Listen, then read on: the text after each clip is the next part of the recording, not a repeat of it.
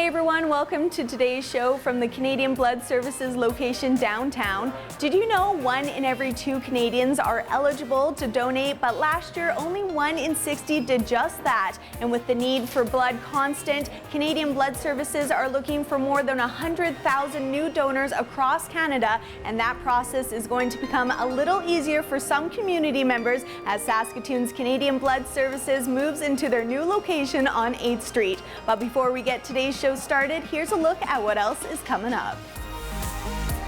We take a trip just outside the city to experience theater in a pretty unique setting, and we catch up with Shaw TV's Simon Hyatt in the donor chair as he tells us why he's been donating blood most of his life. For the past 20 years, community members have been coming to the Canadian Blood Services location on 4th Avenue, but come July 5th, Saskatoonians will be able to donate at their new location on 8th Street. It's also an exciting time for Dance Egypt Dance Company as they celebrate 30 years of presenting this exotic art form right here in Saskatoon. Here's Simon Hyatt with more on their newest show. There was a lot of influence of people from other parts of the world, and that shaped the music and the style of dance from there. And the pieces that we do in Dance Egypt show is more of a theatrical representation of that way of life, but it's a historical reference to the things that have changed in Egypt over time. It is one of the most ancient civilizations in the world, and one that has come under a number of different influences. The changing face of Egypt throughout history is going to be reflected in Dance Egypt's latest show, A Night at the Egyptian Museum. Dances that reach back to ancient Egypt, we'll be doing some sort of improvised dances from that era, and then through the folkloric to see sort of how people have danced over the decades, and then into more modern dancing, so something that you would see if you went to Egypt now. And while it is a challenge for the dancers in the group, who each perform in multiple numbers, to switch gears between types of dance, they find a way. There is so much energy both backstage and on stage with the music and the audience. I love performing for an audience that's really receptive and clapping, and you can tell that they're having a good time. So that really keeps us going when things get, busy and you're hot and tired and out of breath. A trip through time is an appropriate theme for the Dance Egypt show. The group is celebrating its 30th anniversary with this performance.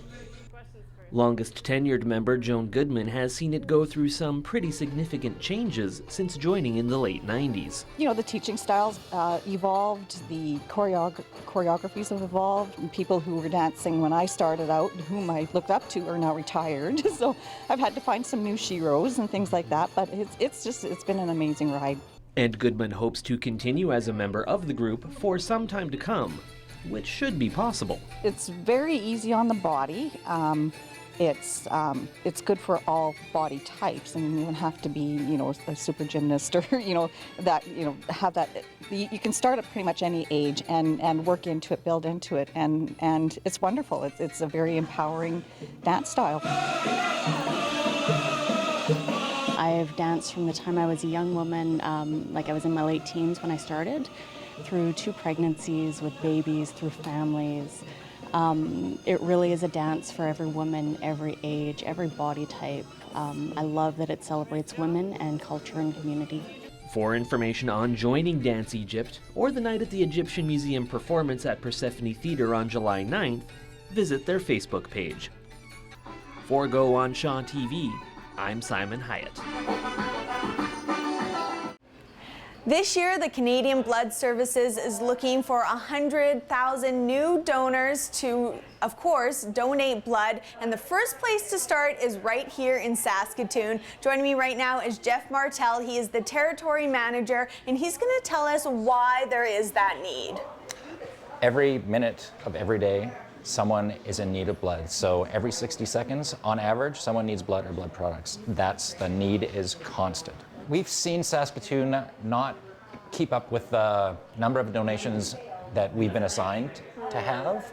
So what we need is 2,500 new donors this year to step forward and start donating blood. We need our regular donors who perhaps haven't come out in the last 12 months to book an appointment and donate as well. So whether you're a new donor or a regular donor, that is go to blood.ca to book your appointment, or download our app, our Give Blood app. Could not be easier than that. So why do you think there is that decrease or not as many people donating blood right now? I think there has been an increase in deferrals because of the Zika virus. What we have noticed is that across Canada, we have 40% of our donors don't donate from one year to another. That means we have to add more donors constantly. So that 40% is a number of donors that we're trying to replace here in Saskatoon as well. Very interesting. Well, we can see our very own Simon Hyatt over here getting ready to give blood. Is it really that scary? When I first started at Canadian Blood Services, I did the high school program. So I talked to high school students about their first blood donation. So almost universally, before I would talk to them and they would consider blood donation, and then I talked to the very same students after blood donation, and I asked them to compare, how did you feel about coming to donate blood, and was it as big a deal as you thought it was? And in general, almost every student said, I had really been more anxious about donating blood than it actually was worth, because it was a very, very easy process. And I think they weighed that against the fact that their lives are actually being saved by them taking about an hour to donate blood. So I think new donors need to consider trying for the very first time to see if it's a process that works for them. Absolutely. Okay, well, I'll definitely have to try that out. Simon here is actually close to his 50th donation, and I know many of the community members behind us are also regular donators. What type of impact do people like Simon and these community members have on our community and even the world? I think it's important to realize that much of the blood that's donated in Saskatoon is actually used here. So the donors are helping people who are in hospitals in Saskatoon. So they're having a huge impact on the lives of people who need blood either on a regular basis or as a one-time in an emergency or as a treatment for a medical procedure. It really is, a donor is giving life. Excellent. Well, many of these community members, of course, are used to coming down to the downtown location to donate blood, but there's some exciting plans in the works for Canadian Blood Services here in Saskatoon. They'll actually be moving to a new location on 8th Street, and Jeff's going to tell us all about that in the next segment, so you definitely want to stay tuned. Don't go anywhere. We'll be right back after the break.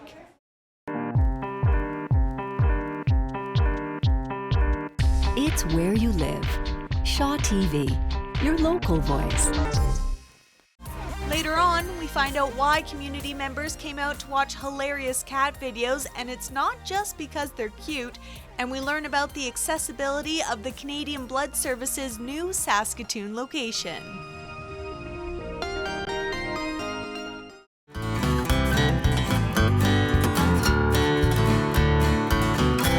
Hey folks, it's Larry Krause here with the Timberline Music Show. Join me and my special guest for a half hour of great music right here on Shaw TV. From giving blood with the hopes of saving someone's life to giving up your home for the sake of community theater, here's more on the unique experience community members are getting at the Barn Playhouse. Welcome here, and we know you're going to enjoy the evening. Vicky Dick is always ready for guests. In fact, on some nights she can expect to receive hundreds of visitors to her home 25 kilometers north of Saskatoon. You know, every now and then it hits me, we used to milk cows in that barn, or, oh yeah, that's where the cats used to be, and your mind kind of jumps back and forth, or all these people on our yard coming to visit. Year-round, Vicky and her two sisters welcome community members from across Saskatchewan to their family farm, a place that once used to shelter animals but now houses theater sets, props, and acts as a venue for theatrical productions. 35 years ago I started teaching. I was teaching high school theater, and after about 10 years I kept thinking it would be nice to continue on with these kids who are becoming adults now and keep working with them. So that's where the idea for the community theater started. So I ended my teaching career and moved into community theater, and the best place I could think of that would be rent-free was my parents' farm. And so we cleaned it out and tried it for one summer, and it did so well that we tried it a second, and well, now we've been here for 25 years. Aside from experiencing theater in a unique setting, guests of the Barn Playhouse are encouraged to come early to take in the whole package. People come out early, they sit down, listen to music, have good food made by neighbors, and they relax. And then they come into the theater. It's a bit of nostalgia, driving out from the city, taking 15 minutes to get here, and just slowing down their world a bit. The barn is lovely. They've done a great job of making it a quality theater experience, but it does still have that rustic sort of homegrown feel, which is, I think, really nice. And I think that that's unique compared to other theater experiences. Definitely more intimate. The seating actually is on 3 sides of the stage. So what's cool about that is that the audience, I think, really feels engaged in what's happening because everybody is very close to the action. All actors involved are volunteers, some as young as 8 years old, a valuable aspect of the theater company as it gives young actors a chance to work with those more experienced. Meredith can attest to this as she has a long history with the Barn Playhouse. I was actually a munchkin in the play 22 years ago when they did it the first time. For myself, I was always really highly involved in school plays and productions and things like that, but for me, bringing my talents to the barn was a way that I could actually have that exposure, working with other actors who had more experience than me, working with a real director, performing in front of people that I didn't know, larger audiences, and running shows that lasted more than 1 or 2 nights. Yeah, I think it's just a great opportunity for young people to sort of test the waters and see if they really have a passion for it. 11-year-old Faith Peacock says the work she's done through the barn has reassured her of her aspirations to one day be on Broadway, and the skills she's learned will help her as a professional. It was lots of fun, learning all the choreography, meeting a whole bunch of friends. I have learned never to look people in the eye in the audience. I have also learned to sing loud and smile all the time and sing proud. I am very grateful. I love the Barn Playhouse, I love the Wizard of Oz, and I just love being here. For more information on the Barn Playhouse and its upcoming shows or events, visit barnplayhouse.com. He lives in the Emerald City. It's a very long journey from here. Did you bring your broomstick with you?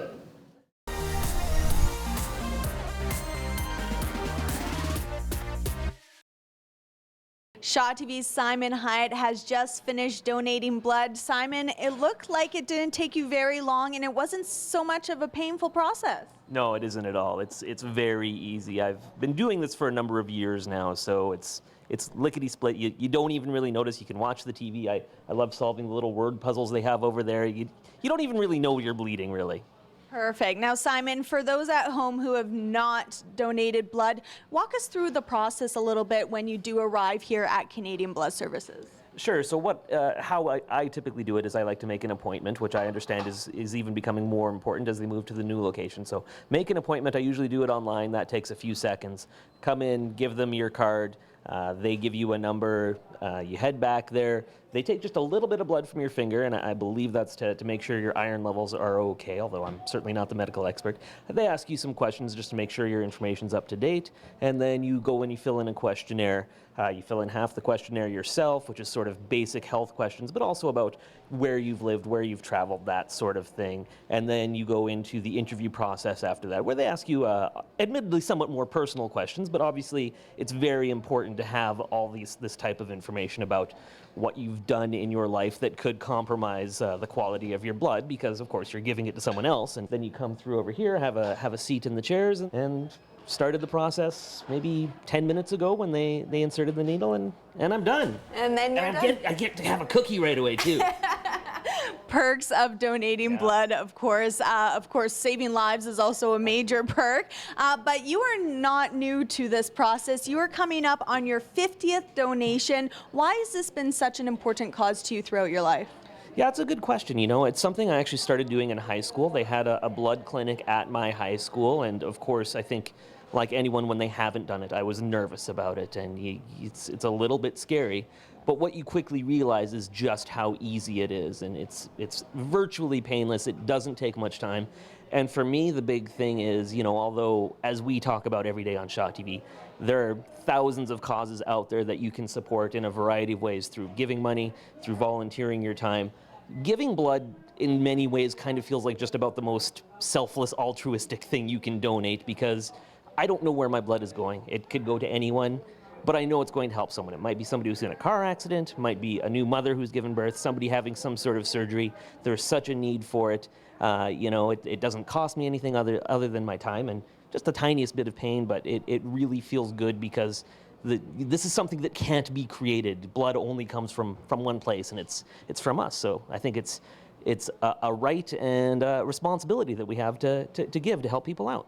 So what do you have to say to those out there who are thinking about coming in to donate, but they just haven't taken that final step? I guess I would just say it's really quite easy. It doesn't take much time. You're usually in and out in an hour. The staff here is great. They walk you right through it if you haven't been before, because obviously a lot of people haven't, and it can make you a little bit nervous, but they make it very easy, and once you do it once, you'll be hooked. You can't get enough of donating blood. How often can you donate blood? I believe it's it's like once every 88 days or 90 days, something like it. Just maybe a shade under every 3 months you can do it. Perfect. So you have plans to continue this into your future? Yeah, I mean, as long as I'm physically able to, and as long as they want that A positive coursing through my veins, I'll be here to give it to them. All right, Simon, thank you so much for taking a few minutes and telling us a little bit about the donating process. Thanks, Janella. It's where you live. Shaw TV, your local voice. It's great to see community members of all ages donating blood here at Saskatoon's Canadian Blood Services. And coming up, we'll learn more about their new location and the constant need for these donors. But first, let's take a look at our next story. They are usually the stars of videos many of us watch on our phones and tablets, but as Simon Hyatt shows us, hilarious clips featuring cats recently got the big screen treatment in support of the Saskatoon SPCA. Like a tuxedo at a wedding, or chaps at a rodeo. Some days just scream out for specific items of clothing. For Dave Wright and his t-shirt, today is that day.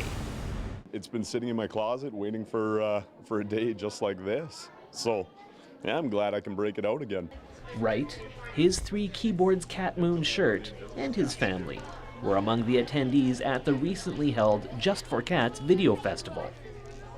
The event began at the Walker Art Center in Minneapolis, and now tours in support of local animal shelters like the Saskatoon SPCA. It's a quirkier event for sure. It's a different crowd for us, which is fantastic, and it's a really positive show, so it's good for people to understand that we really are trying to help cats in the city, and it's really wonderful to be able to celebrate all of these really responsible cat owners who are here today. The festival features dozens of videos highlighting the ridiculous things cats do. But why are these creatures specifically such great fodder for internet glory? Cats don't know that they're being funny, I think is the best part, you know? And they get all sorts of crazy shenanigans and everything. I think the cats are just a really odd little creature, and they're very independent, and so how they behave is usually quite humorous. They're never trying to please anyone. They really exist for themselves, and when they choose to exist for you at momentary times. Because they play lots when like bad when somebody grabs something, and bad when birds go for them, and their dads run off after the school. I couldn't have said it better myself. And as always seems to be the case when it comes to anything related to the internet, a fierce debate rages about which video is the best. For Royale, the choice is the classic yes cat. She asks if he wants a treat, and the cat's like, yes, yes, yes, yes, yes. It's a man's voice, of course, lapsed over the cat's face, but it's pretty humorous. What about the one where the cat gets stuck in the box? Yep. Yeah, that's a good one, eh? Yeah. Or when the cat falls in the toilet? That's a good one. Yeah. In all, about 300 people took in the 2 festival showings and raised $6,000 for the Saskatoon SPCA. For Go on Shaw TV, I'm Simon Hyatt. For the past 20 years, community members of Saskatoon have been coming downtown to donate blood at the Canadian Blood Services. Joining us again is Jeff, and he's going to tell us about the exciting plans for this location. It's actually going to be changed to 8th Street. Why this change? Why open a new location on 8th Street? Yeah, we're opening a brand new location, 1206 Emerson Avenue, and that new location is going to prepare us to collect now and to be able to collect blood in the future. And what do you mean by that?